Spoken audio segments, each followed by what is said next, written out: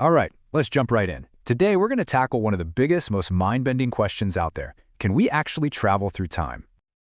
And you might think we'd start this journey with science fiction, but nope, our story actually begins with one of the greatest scientific minds in all of history. According to our source material, Einstein didn't just give us a bunch of equations to describe the universe, he kind of cracked open the door to the very possibility of time travel itself. Okay, so first things first. We got to talk about a core idea from Einstein's theory of relativity. It's called time dilation. So what does that even mean? Well, to put it simply, the faster you zip through space, the slower time ticks for you, at least compared to someone standing still. I mean, if you could somehow hit the speed of light, your clock would look like it stopped completely to everybody else. So our source gives us this classic thought experiment to help us wrap our heads around this. Picture this. A crew of astronauts takes off on a round trip to a star that's 10 light years away, and they're traveling at almost the speed of light. Now for them, inside that ship, the journey might feel like it's over in just a few hours. But, and this is the really wild part, back here on Earth, 20 years would have gone by. 20! This just hammers home the point that time isn't some universal clock ticking the same for everybody. Even the astronauts' bodies, their heartbeats, their breathing, would have slowed down relative to us.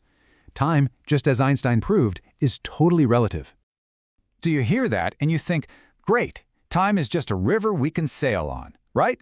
Well, not so fast. It turns out there are some pretty big, mind-bending problems. Okay, let's dive into the biggest logical hurdle of them all, the paradox problem. You've probably heard of this one, right? The famous grandfather paradox. You build a time machine, you go to the past, and you prevent your own birth. But then, if you were never born, how did you exist to go back in time in the first place? It's a total logical knot. Seems like a dead end for time travel to the past. But our source material lays out a couple of really fascinating theoretical workarounds. And what's so cool about both of these ideas is that they get around the paradox by saying you don't actually change your own past. One idea is that a wormhole takes you to a completely alternate universe. Or, in the other theory, your actions just create a brand new, branching timeline, leaving your original one completely untouched. And you know, this whole idea of multiple realities isn't just some modern sci-fi thing. Our source points out that you can find echoes of this in all sorts of ancient philosophies. From Egyptian to Norse mythology, they were all talking about other worlds and higher planes of existence way back then. Okay, so up to now we've been talking about theories, right? Mind-bending stuff, but still theoretical physics. But this is where our source material takes a huge leap, moving from theory into what it presents as real, documented evidence. So the story goes that back in 1943, the U.S. Navy conducted this super top-secret experiment on a ship called the USS Eldridge. Now, the source presents this story with a lot of conviction. It even quotes an insider who claims this story is absolutely authentic.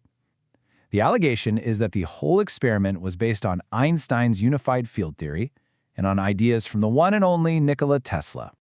So according to the account in our source, the goal was to make the ship invisible, but the results were far more dramatic and allegedly catastrophic for the crew.